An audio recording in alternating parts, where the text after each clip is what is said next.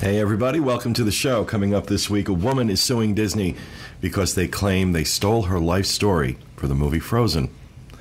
The disability lawsuit against Disney gets moved from California to Florida, and our good friend, attorney Jack Burgin, is going to be joining us to talk about both of those stories. And in our segment this week, we're going to reveal the results of our month-long poll on the best resorts at Walt Disney World. All that coming up next. From the Bob Varley Studio in Orlando, Florida, this is the Diz Unplugged.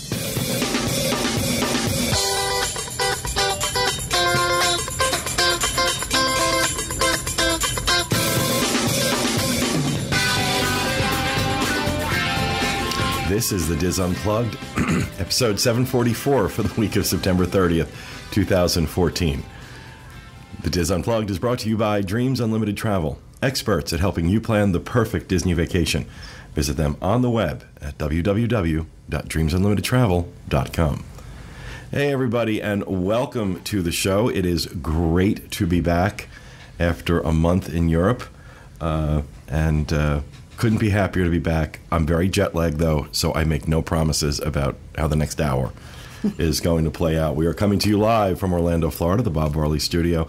And I'm your host, Pete Werner, joined at the table this week by my good friends John Magi, Kevin Close, Kathy Whirling.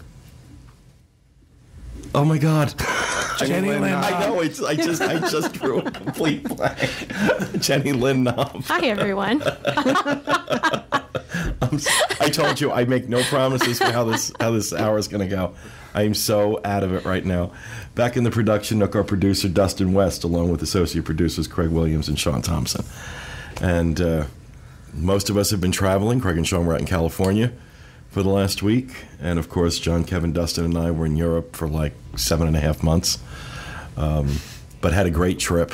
Had an absolutely incredible trip. Best ABD trip I have been on yet. It was my 16th one.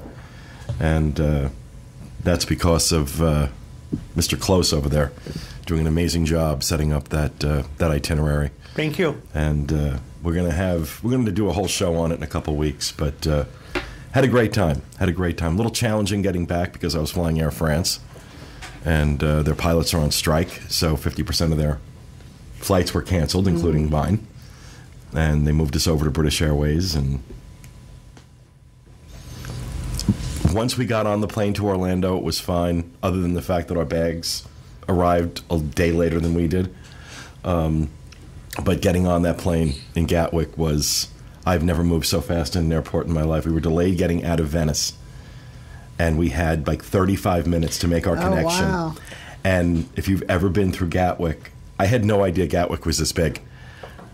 I'm not exaggerating when I say I'm pretty sure we had to walk a mile from the gate that we got out of the plane from Venice on to the gate we had to get into to go to Orlando. Even though they were technically in the same terminal. They were technically, because the guy from Air France, when he rebooked me on this flight, was saying, oh, both flights are in the north terminal, so you just need to switch gates.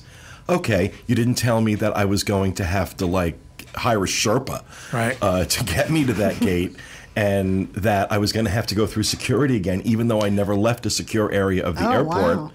Happened to us in a couple of foreign destinations. I mean, frantic. And then, of course, Dustin gets flagged for random screening. Yeah, random. So they're going through his stuff, and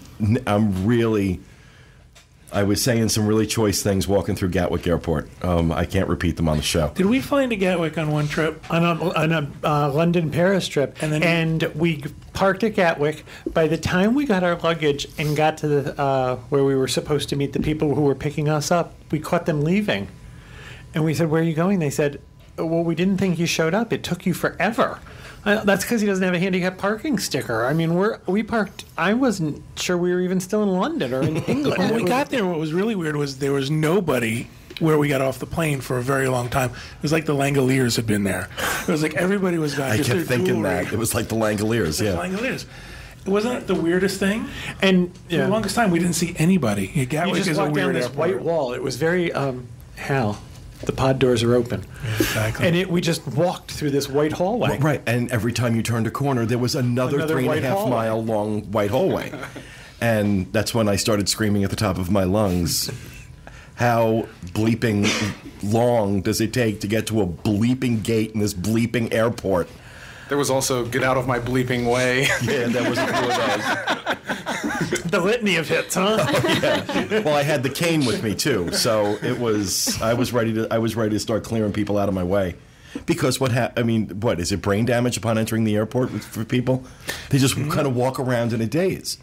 Or they get right out the gangway and they stop. I got nowhere to go and all day to get there. Right. You know, it's crazy. It's crazy. But we made it home in one piece. Really glad to be home, but an absolutely amazing trip. Lord, it was incredible. So let's get on to housekeeping. We got a few things to talk about. Number one, want to remind everyone about the Arizona and Delaware Diz Meets, the Arizona meet coming up in a few weeks.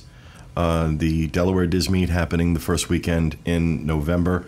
We'll have links to that and everything else we talk about on our show notes page, DizUnplugged.com. I didn't get Disneyland. If you notes. go on to the next housekeeping, I'll have it after that. Okay. Want to let everybody know that the Golden Girls from the New Jersey Diz Meet have put together ornaments to sell to raise money for Give Kids the World. They're all handmade. Prices are ranging from $7 to $10 per ornament, including a new Diz Unplugged ornament. 100% of the proceeds go to Give Kids the World. The Golden Girls are donating all of the supplies themselves, and they're going to be delivering ornaments to the Delaware Diz Meet or to Podcast Cruise 5 coming up November 30th to help people save on shipping. You need to order by October 11th. If you want shipping before December, we'll have a link where you can order those ornaments on the show notes page, DizUnplugged.com. From what I understand, they're already selling really well. Really? They've already sold, I believe, at least $300 worth of ornaments. Nice. Yeah. Nice. They're very nice ornaments. Cool. I think it's a really good idea. It is. It's a very creative idea. And coming up this week on the Disneyland show, the team helps Brian from Mississippi plan his first Disneyland resort vacation, and Tom and Michael talk about their experiences at Mickey's Halloween Party and Halloween Horror Nights in California. So that's what's coming up, and you can check that out at DizUnplugged.com. Look for the big green icon for the Disneyland show, or you can also go onto iTunes and subscribe there. And that's every Thursday. Yeah. And we're going to see all our friends in New England this weekend. Mm-hmm. That's right. That's right. Both of them. They're like the people who say they're our friends. That's right. That's what I have for housekeeping. Anybody else have anything? Do. I have a Okay. very exciting announcement. Okay. Even Pete doesn't know about this one. No, even Pete I doesn't. love when I find out about things live on the air. It's so much fun. We had a great deal of success with our San Francisco Disneyland mashup for ABD. And we have been working with ABD, and they have given us another date.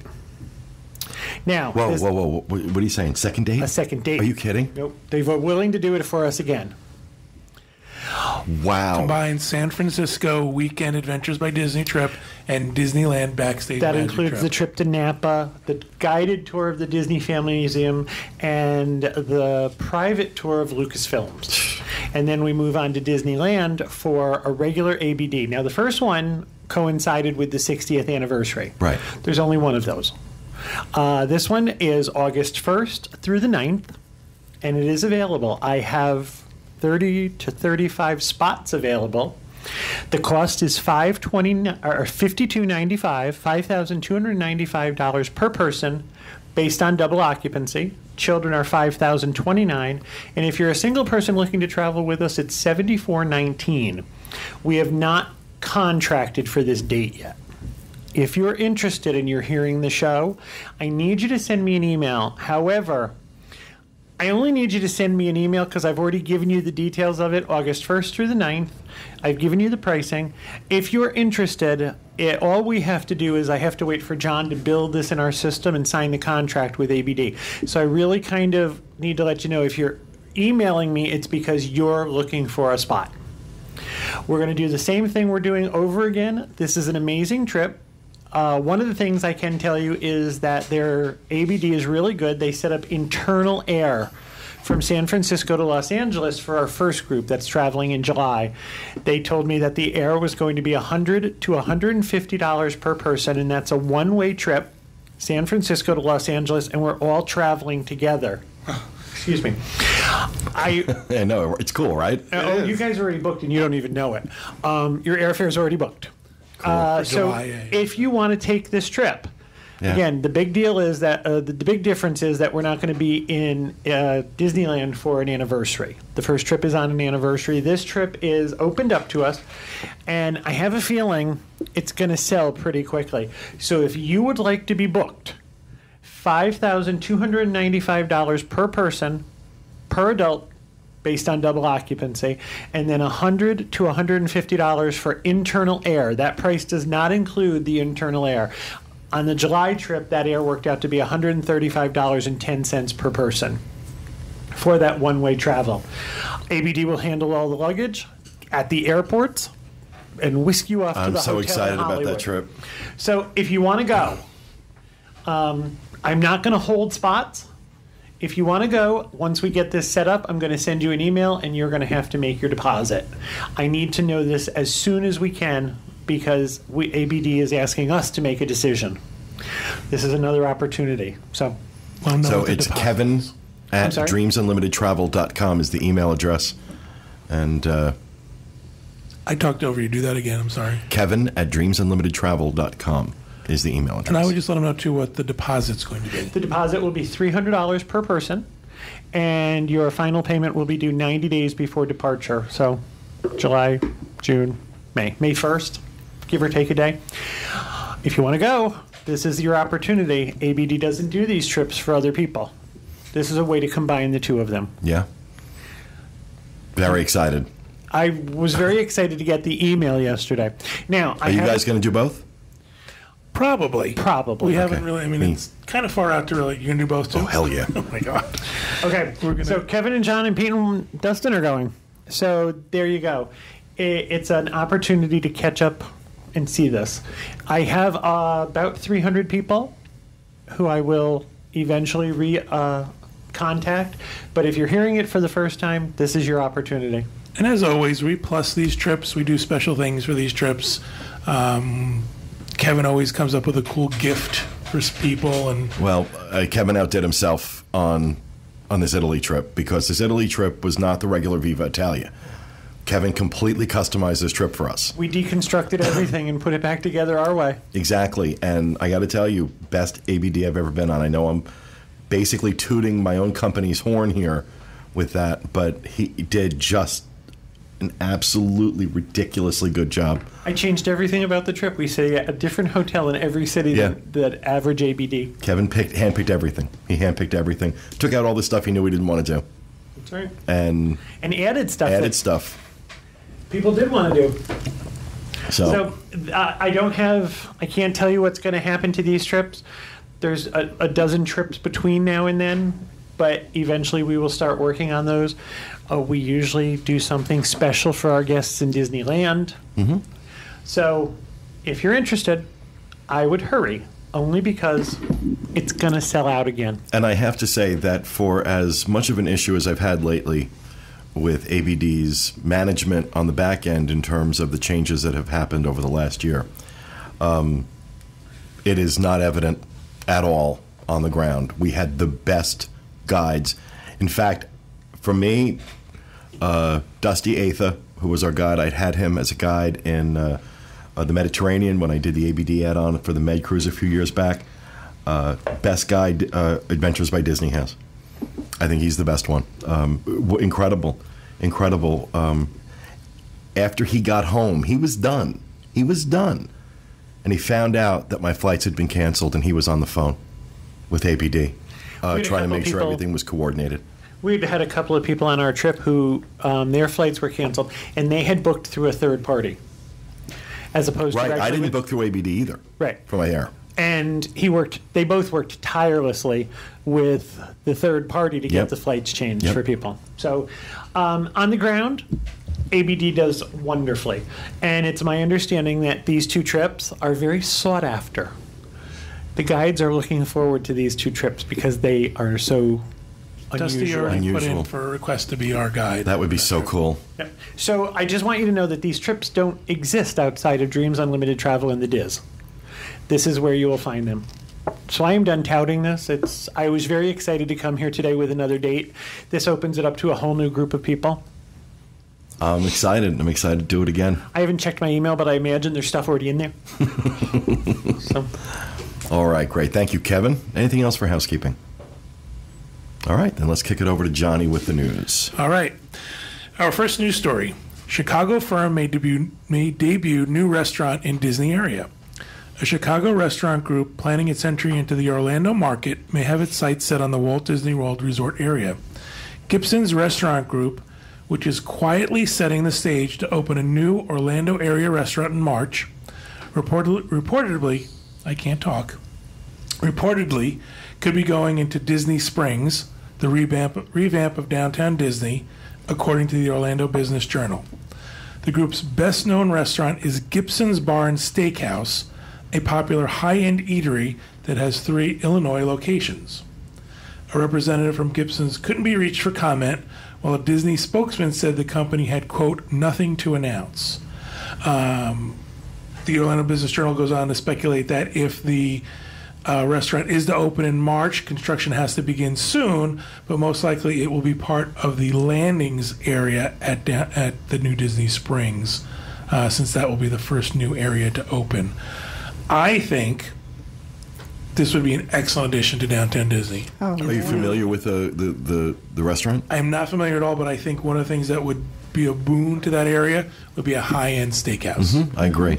I don't think you can have enough high-end steakhouses. No. I don't think you have enough steakhouses, period. Personally.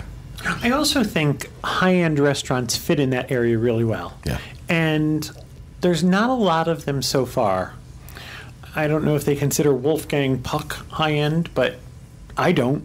So, but I have never eaten upstairs. Upstairs is nice. Never been up there. It's a nice experience. But great food, great service.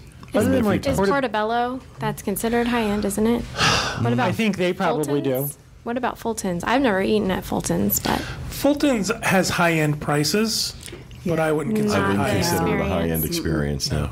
I mean, this feels more like it could be, a date night restaurant type of thing. Something that would be a very special occasion restaurant. So I think it would fit in well. Okay. All right. There we go with that. And then that happened. All right, our next news story. Disability access lawsuit against Disney transferred from California to Florida. The California federal court granted the Disney company's motion to transfer a disability access lawsuit to a federal court in Orlando. A federal court judge in Los Angeles has agreed with Disney that the DAS lawsuit should transfer venues to the federal court in Orlando. Disney asked for the change in venue because the DAS program was primarily designed by employees at Walt Disney World. In addition, 24 of the 26 plaintiffs were not residents of California, and half of the plaintiffs resided in Florida. Many of the claims allege violations of Florida law because they arose out of visits to Walt Disney World. The witnesses needed to refute or establish these allegations are more readily able to give testimony in Florida. The ruling did not address the plaintiff's motion to add additional plaintiffs. It appears the federal court in Florida will be the one to rule on the motion. Before we get into a discussion on this, let's get ahead to the next news story, and then we can bring Jack in to talk about both of these. The next one might be my favorite news story ever. It's really unbelievable. I think I have to read it slowly and enjoy it. I may need a cigarette afterwards. Woman sues Disney, claiming movie Frozen was based on her life story. A $250 million lawsuit has been filed against the Walt Disney Company, claiming that its mega hit Frozen stole directly from someone's real-life story. Isabella Tanakumi, who also goes by L. Amy Gonzalez. Okay. As you do.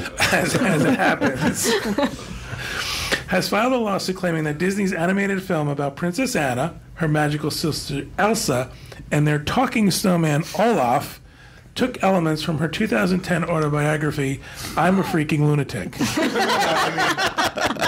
I mean, living my truth. I misspoke for a minute. Court documents obtained by E! News include a list of 18 quote-unquote frozen elements that lady's claims were plagiarized directly from her book. These include the fact that both stories have two sisters, a village, betrayal, open doors and gates, and the moon setting.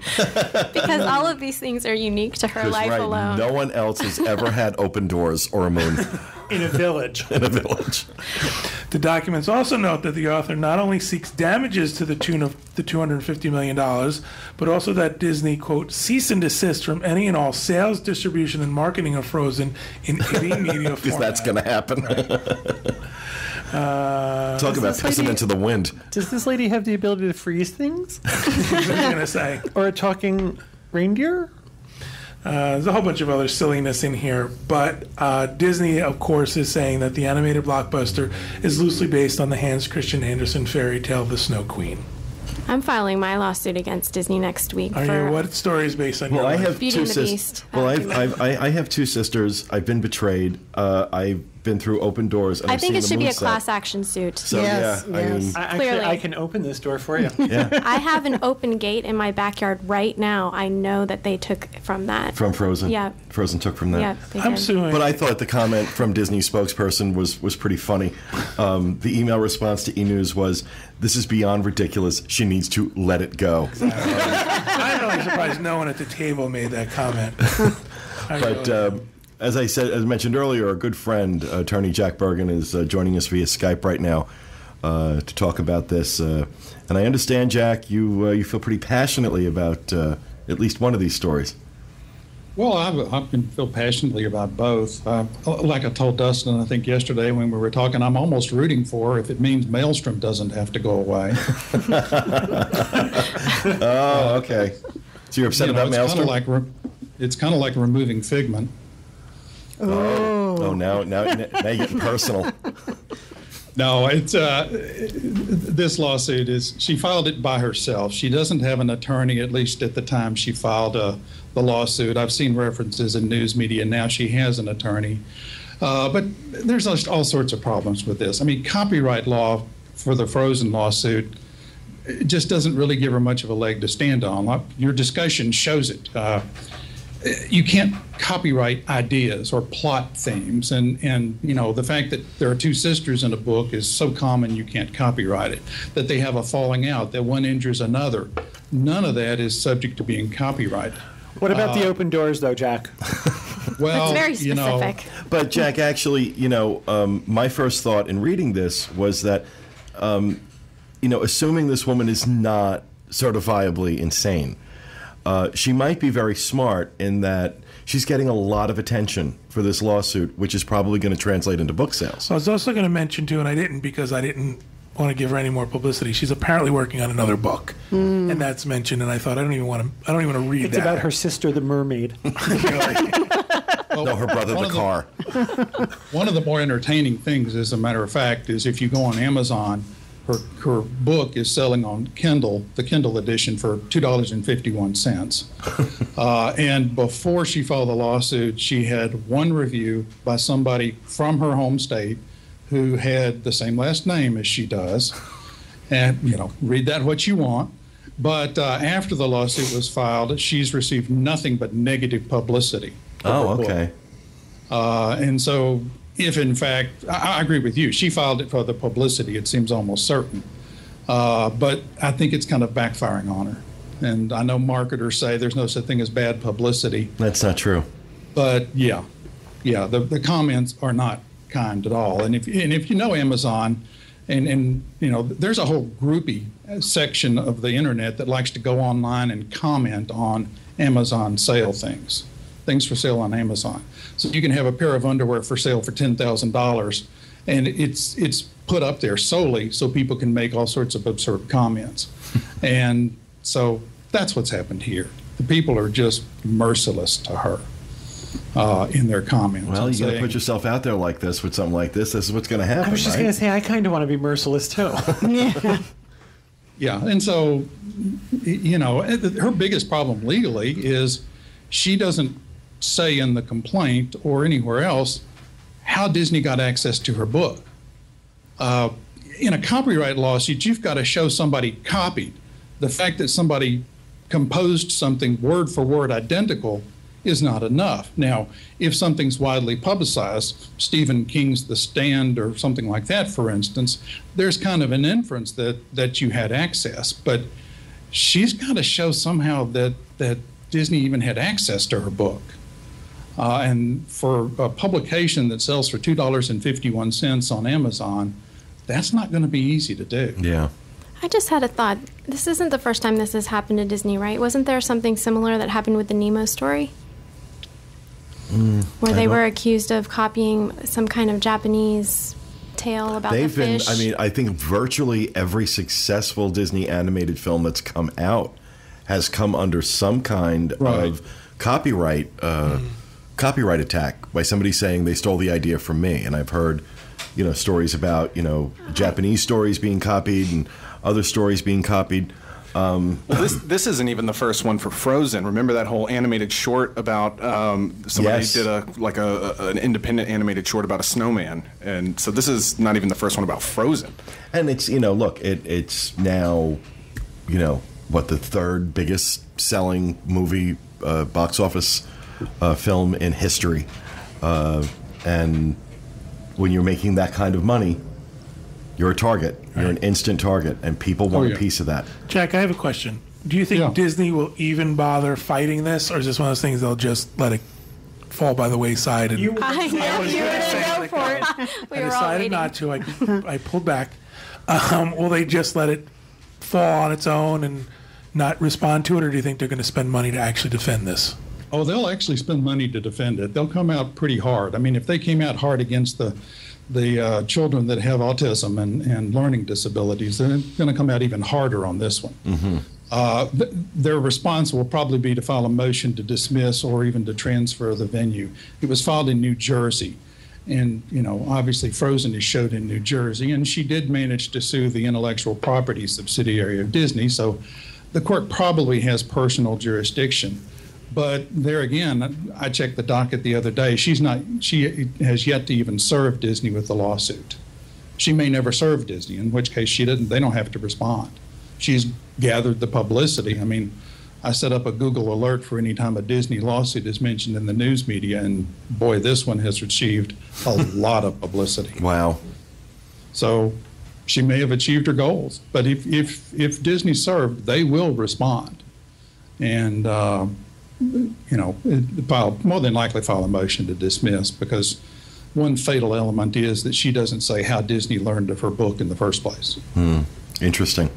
It would be different. I apologize. It would be different if she sent Disney a copy of her book for consideration. And then she would say, "Look, I sent this to you, but just because her book is published doesn't mean anything." That would show at least some access.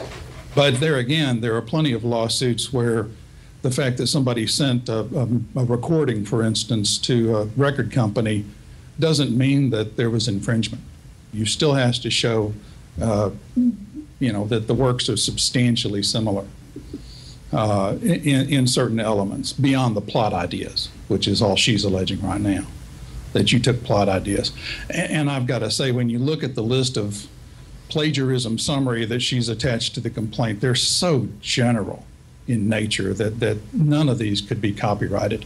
Her best argument is somehow that the two suitors, Hans and Christoph, I believe, are the suitors in Frozen, are the same names that she used for suitors for herself, which is, it's a coincidence. I'm not even sure it's true, because if you read the Amazon summary, she mentions somebody else entirely.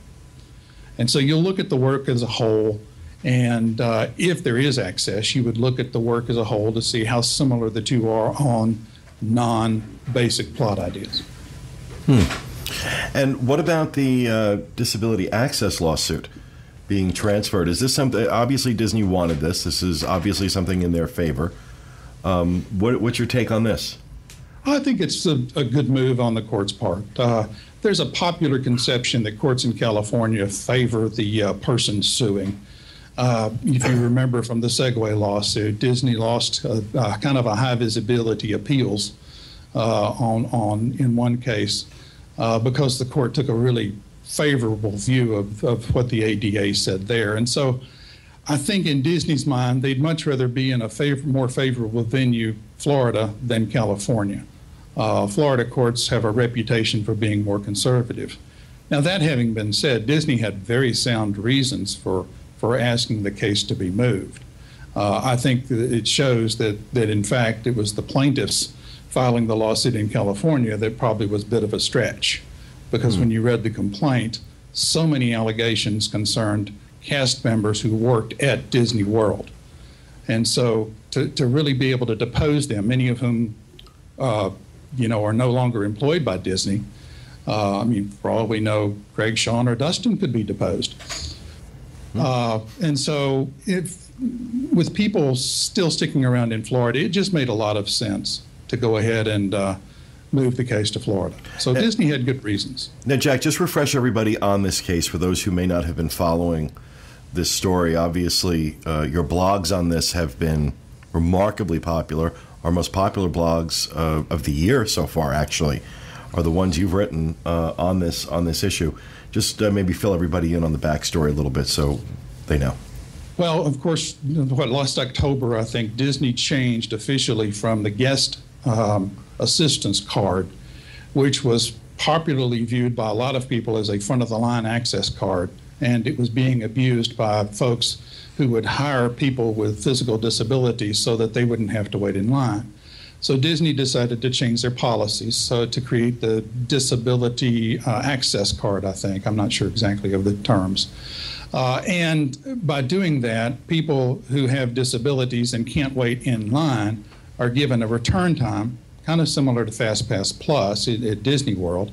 And they're told to return, and supposedly, the idea at least, is that they'll be put on the ride at about the time they return.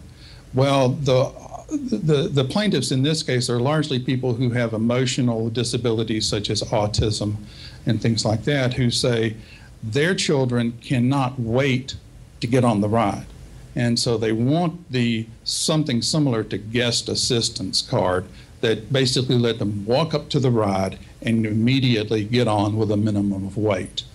One point I made for the lawsuit is that they're uniformly claiming their children are experiencing meltdowns because they just are not capable of understanding why they can't get on the ride immediately. I think that the amendment that they are asking the court to adopt uses the word meltdown 691 times. Oh, my God. That gets to be a little bit of an extreme, I think. Isn't that a little hyperbolic, do you think, for a court filing? Well, you would think so, yes. I mean, it's a 334-page amended complaint, not including the original claims. These are additional people that want to be part of the lawsuit. And so uniformly, they're saying their children are experiencing meltdowns because they're having to wait. So that's in a nutshell the complaint. And if you look at the court's decision, the court in California that granted the motion to transfer went right down the line with Disney's reasons. I pulled the Disney's filing, and it was designed by people in Florida. A lot of the witnesses are in Florida, and even to the point that by itself probably wouldn't have been enough. But the compelling point for the court in California was that so many of the plaintiffs, the vast majority of plaintiffs, either live in Florida or live in the Southeast. And so they and their doctors, or their kids' doctors at least, are going to have to be deposed to determine the degree of their impairment. And so all of that would be much more convenient in Florida than California. And you feel that this was, do you feel that this was filed in California initially because they felt the courts in California would be more favorable to the plaintiff? Yes, very much so. And so Disney said as much in its filing. And they didn't know why the plaintiffs filed in California other than the perception that California courts would be more inclined to give them what they want. How do you think this is going to end up playing out? Are you willing to make a prediction as to how Disney is going to fare in this? Oh, you mean on the merits? Well, first off, I think the court's probably going to grant the motion to amend in some way. I also think the plaintiffs will probably take out the people that went to Disneyland and complain about treatment at Disneyland and refile that in California. And California courts tend to resolve things faster than Florida courts. They have to. They have too many complaints in California as it is. So if they can get a good decision in California, they'll try and use it in Florida. That having been said, to be honest, that Segway decision I mentioned was actually fairly favorable to Disney in terms of saying, if you have a disability, you have the right to full and equal enjoyment, not preferential treatment. And so, as I've been saying, I think in several blogs, the real question is, are they asking for preferential treatment, something that nobody else gets in the park? You know, I would love to go to Disney and not have to wait in line. We all would. But that's not the reality of going to Disney World anymore. Right. So I'm very skeptical as to whether the court's going to agree with these people that they're being discriminated against. Now, are these people looking for monetary damages, or are they just looking for consideration when they're in the parks? A little bit of both. Part of the inflammatory comments that Disney's objected to are made because they're not just suing for disability discrimination. They're suing for that. And under federal law, you don't get to recover money for disability discrimination. Under California law, you do, but it's capped at, I think, $4,000 per violation. Florida law, which would govern the claims that arose in Walt Disney World, doesn't provide for any damages for claims of this nature, as far as I can understand. But then they're also suing for less defined claims, what we call common law claims, that Disney intentionally injured these people and negligently injured these people with various forms of conduct. I mean, the complaint is sensational in alleging that cast members rudely treated these people. And I think Disney's point in wanting the case moved was, we're going to need these people to explain what really happened, the cast members. Right. And so by having it in Florida, the cast members, at least the ones at Walt Disney World, will be much more readily available. Do I think Disney will try and settle? It's too early to tell. They've come out swinging so hard that perhaps not. Yeah, my guess is that I don't think they're going to go for a settlement on this. I think they have very very sound reasons for why they made the changes from the guest assistance card to the DAS. And it was being abused, plain and simple. They had no choice. It was being abused, and it was also untenable. There were so many people getting these guest assistance cards. They had to change it. They had no choice. Right. It was messing up the operation. And, you know, I've said it a million times before. There are any number of places you can levy criticism at Disney. Really hard to do it in terms of how they handle guests with disabilities and the lengths that they go to that far exceed what the Americans with Disabilities Act requires them to do. And so I don't blame them for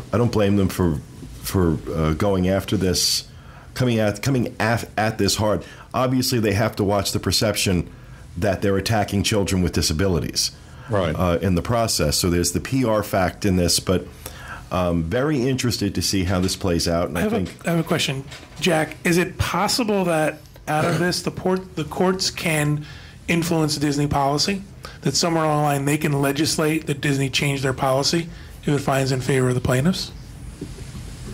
Yeah, well, that's primarily what these people are asking for, is for the court to order Disney to go back to what their perception of the guest assistance card was for their children. By and large, you know, they're claiming that the ADA requires them to be given near immediate access to the parks or to the attractions in the theme parks. And so in that sense, the court could, but to get there, the court would have to find that Disney discriminated against these people because their children have disabilities. And I don't think that's possible. I really don't. Yeah. And understand, this is not a class action. One of the smart tactics you use when you're defending claims like this, where you have multiple people that are suing for their own individual claims, or in this case, their own children's claims as well, is you pick and choose the ones that are the most problematic, and you might settle with them. So that if, in fact, you had a cast member who went rogue and did something discriminatory or that could be deemed as infliction of emotional distress, which those are not easy claims to prove, by the way, then they could settle with those, get them out of the lawsuit, and fight the rest. Couldn't Disney argue that they've basically solved this with the Magic Bands? That you can make an appointment for any ride you want to go to with minimal wait? Well, of course, they could in Walt Disney World. Magic Bands don't exist in Disneyland. But That's as true. far as the interesting thing was that the complaint was originally it was filed before Disney added My Magic Plus to non-resort stays. Right. And so one of the allegations in the original complaint was they wanted to be able to use the Magic Bands. Well, Disney's done that now. Now you can. The lawsuit hasn't been withdrawn yet, though. Well, I have a feeling this is not going to be the last we hear on this topic. It's always an interesting subject, and I appreciate you being available for us last minute. Happy to do it. On this. Always great to see you, Jack. Jack Burgin, thank you so much for joining us. That's going to do it for the news, and we're going to move on to our Caption This for this week. Now, I understand we did have a Where in the World that never made it up on Facebook last week. Am I correct? Yep. And so we're going to. Yes, you are correct. We'll put because people were asking where in the world is the Where in the World. So we'll put that up this week as well. Okay. But we also have a Caption This. We have a picture that Dustin took on our ABD trip of Kevin, which I think is a great picture of him. Oh, I do too. I like that. It's a great picture of him. And I thought that would make a good Caption This for this week. So I'm so handsome. you are. Camera loves you. That's right. We did put the Vaseline around the lens. The Lucy and Mame thing. Yeah, exactly. Lit from the bottom is underneath. So you can check that out on our Facebook page, facebook.com/disunplugged. Leave your caption, and we'll share it next. We'll share it next week. Right. We'll have the results next week. All right. And let's move on to Rapid Fire. We're going to go ahead and start with Johnny. All right. Disney Cruise Line has extended their $50 Disney Visa shipboard credit promotion with some changes. If you're not aware of this, if you use your Disney Visa card to fully pay for your Disney Cruise Line vacation, you would get a $50 shipboard credit for your sailing. Starting in 2015, though, the $50 shipboard credit can only be used for beverage purchases. In the past, it would be for anything, merchandise, shore excursions, things like that. Now it can only be used towards beverages. One of the things that's a little bit tricky about this is it has to do when you pay your balance. Right. If you pay your balance full with your Disney Visa card before the end of 2014, you still get the shipboard credit on every purchase. If you pay it in 2015, then it's only on beverages. Okay. Is there any explanation as to why they're doing this? Because they don't need to do this stuff anymore. People are filling those ships, so all these benefits are going to slowly be taken away. Yeah. And this is just one of those things where they take a little bit more away and a little bit more away. You got to wonder if, the meeting when this was decided, did anybody say, why are we telling people what they have to use their shipboard credit for? Probably because the one place that's probably the highest profit margin for them, Right. liquor. So what about people who don't drink? Right. Are they discriminating against me because I don't drink? You can buy one of those cases of water that they sell in the beginning. Yeah, exactly. I guess that's Cases it. of, 12 bottles of water. For $8,000. Seriously, they're really expensive. Just want to let people know that if you do book your vacation through Dreams Unlimited Travel and you are eligible for the Disney Visa shipboard credit, you can combine this with our shipboard credit, and we don't care what you spend it on. Right, exactly. It can be as creepy as you want. That's it for me. All right, thank you, John. Kevin. My rapid fire is that Pandora and Disney have decided to join forces. It will the new. Sure. Good. Excellent. Well I'm said. done. Thank you. That was it. Everybody. Wasn't that picture nice? I'm going to start again. Pandora and Disney have joined forces, and there's a new collection of Disney beads coming out November 1st. This was just announced at event at Walt Disney World and Disneyland. It's part of a 10-year partnership, so you're going to have 10 years to buy your beads. There's going to be 25 at first, with it, plus an additional 16 pieces that will only be available at Disney parks, Disney cruise ships, and at Alani. So, sorry, my nose itched. There's going to be 25. I think they're kind of cool. Yeah, that was the picture that was up. That was the picture that So was for up. people who don't know, like me, Pandora, I guess, It's a charm bracelet. it's a charm bracelet. You can buy different charms to go on the bracelets, and they have a few different. This is a Pandora bracelet, actually. Oh, okay. But most of them are much nicer. They're silver and shiny and pretty. We buy Kathleen a Pandora charm every place we go. Kathleen has an entire bracelet of our vacation. All the places you haven't been. What are you laughing Love at? Johnny Kevin. I think that's very sweet of us. I don't know what's wrong with that. The nice thing is that pretty much everywhere around the world has embraced Pandora. So you can get an Eiffel Tower Pandora, you can get Hawaii-specific Some Pandora. people do color, a specific color, bead. Purple beads. You can do purple and silver. You can customize a bracelet to your specifications. And now that you have ones that are specific for Walt Disney World, I think people are going to go crazy. There's a couple other pictures in will. there. Did you get those other pictures? Now? I don't think so. You yelled at me for using too much ink. I think it's going to do very Like well. me. I once Another one, did there's Mickey. There's those are nice. Camilla bead? that chameleon, I think, Yeah, is what it whatever. is. Camilla beads. Yeah, There's also Camilla. things called troll beads. They all have the general idea. However, not all beads fit all Pandora bracelets. You have to be careful because there are different kinds of bracelets. These are wildly popular. We have a store in Florida Mall that just sells Pandora beads. We have been in places all over Europe, and they have Pandora stores. So these are across the world. And I have a feeling these are going to do very well. I think they know will. a bunch of people who would love a Pandora, Disney Pandora bead on their bracelet. Now, depending on what material you can make or you purchase, the sterling silver ones usually run $40 to $50 a bead. Yeah. Wow. We were in Germany and found a castle bead that was $600, but it was gold. Kathleen didn't get that one. I have one that's the cruise ship, and I think it was $60 or $70. But they're sterling silver, so it's not, Yeah.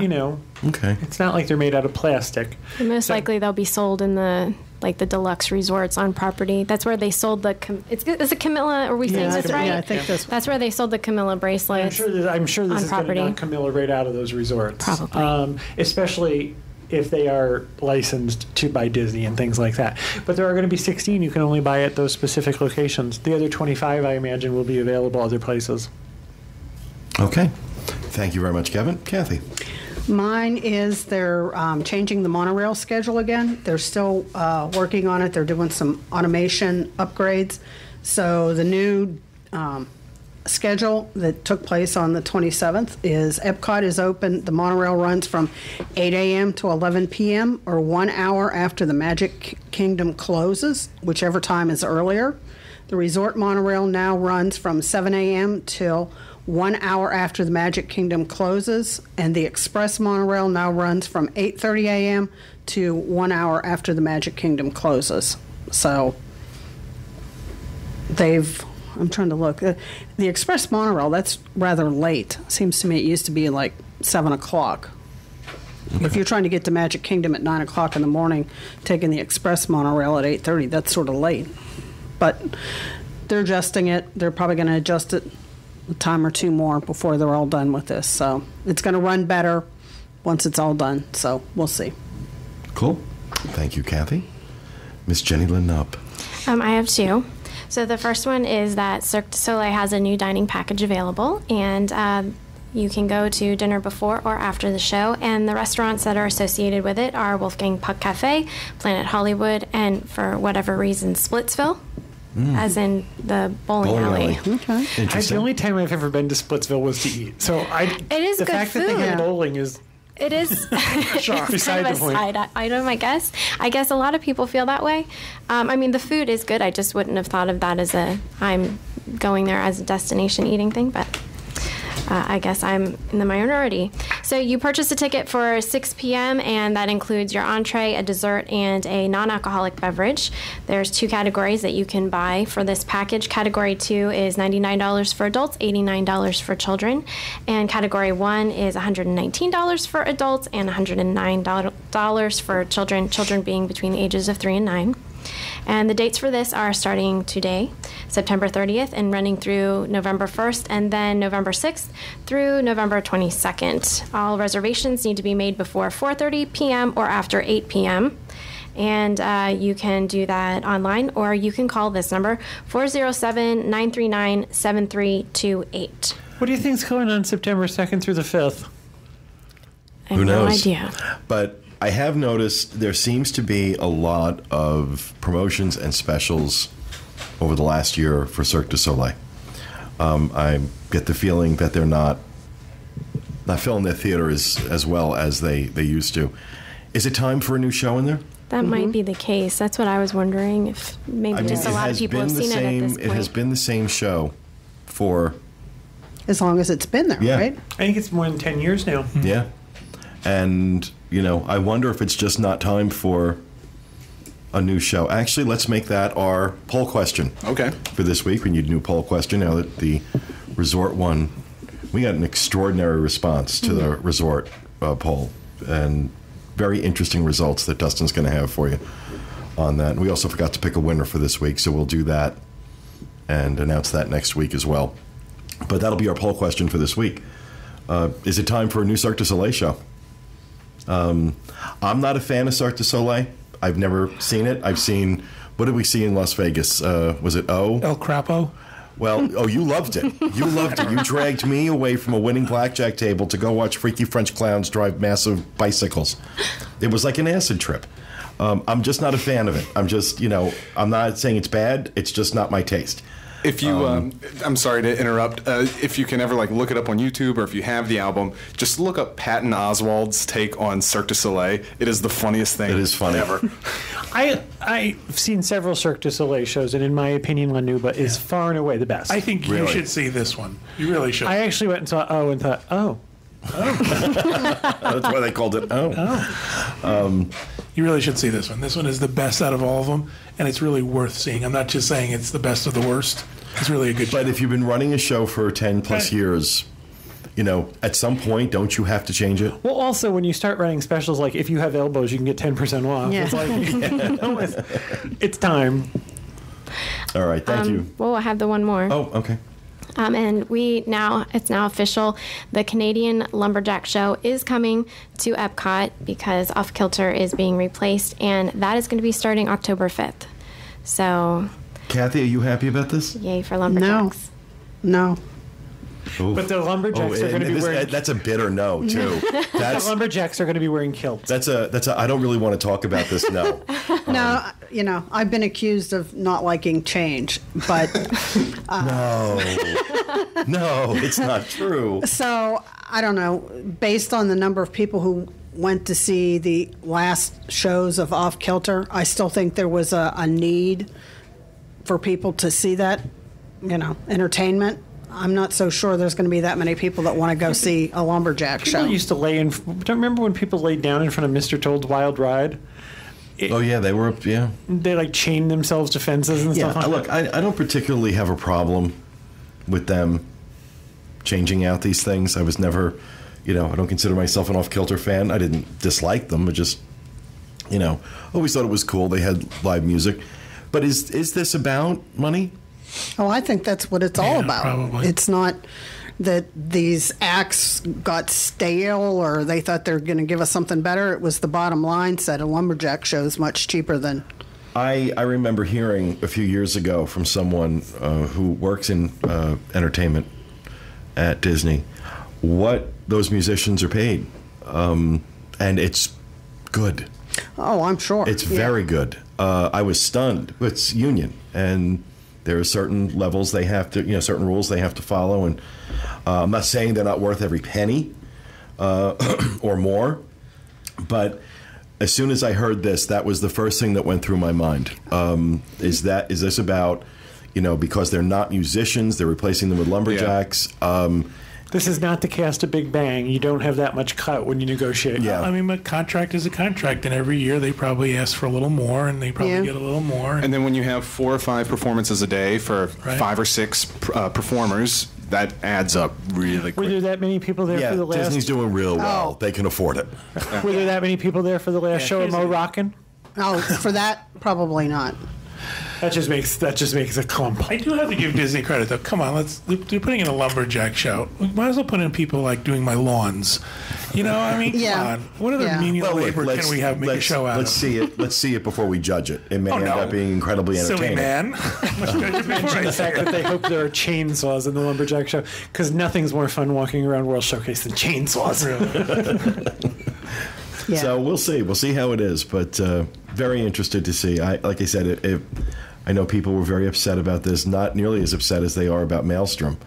We were kind of watching with awe from Europe how that was unfolding on the site and on the boards and on Facebook with Maelstrom. Well, I know a lot of people that plan vacation trips to come down to see Off Kilter. Now, are there going to be the same number of people that are going to plan their vacation I around think the you're Lumberjack? talking about a super micro niche. Well, but you know what I mean. How's the Lumberjack show going to go over? I mean, I might be sitting here next year at this time saying the Lumberjack show is the best thing that Disney ever did. I Maybe doubt throw her it. panties up on stage.